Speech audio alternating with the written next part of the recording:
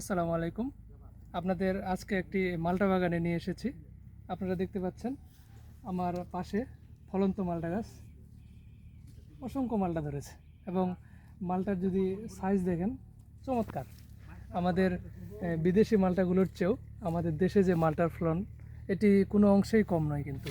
তো আমরা একটি জিনিস আমাদের দেখা যায় যে আমাদের দেশে আমাদের যে দেশীয় মালটাগুলো উৎপাদন হয় তখন কিন্তু একটু আর্লি বা একটু আগেই আমাদের বাজারে মালটাটা চলে আসে। বিশেষ করে কিছু কৃষক ভাইয়ের অসচেতনতার কারণে তারা কিছু অপরিপক্ক ফল বা ইমমেচুর ফলগুলো তারা বাজারে নিয়ে আসে, যার কারণে কিন্তু অনেক মানুষ এই মালটা খেয়ে পরিপূর্ণ স্বাদ পায় না, যার কারণে কিন্তু অনেকেই এই মালটাগুলো থেকে মুখ ফিরিয়ে নেয়।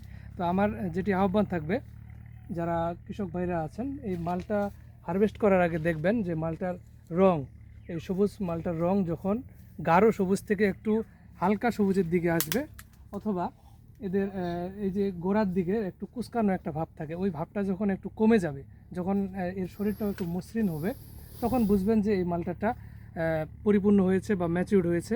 সেই অবস্থায় মালটার রস এবং এর স্বাদ দুটোই ভালো পাওয়া যায়। এই কারণে আমার আহ্বান থাকবে, একটি পরিপূর্ণ মালটা আপনি যদি তুলে বাজারে নিয়ে যান তাহলে কিন্তু মানুষ এর যে স্বাদ, এর পরিপূর্ণ স্বাদটি পাবে এবং এর প্রতি মানুষের আগ্রহটাও বাড়বে। ফলে আমাদের যে দেশীয় মালটার যে বাজার এটি টিকে থাকবে এবং বিদেশি মালটার পাশাপাশি আমাদের দেশের মালটার উৎপাদন দিয়ে আমরা আমাদের দেশের চাহিদা পূরণ করতে পারবো। ধন্যবাদ সবাইকে। আসসালামু আলাইকুম।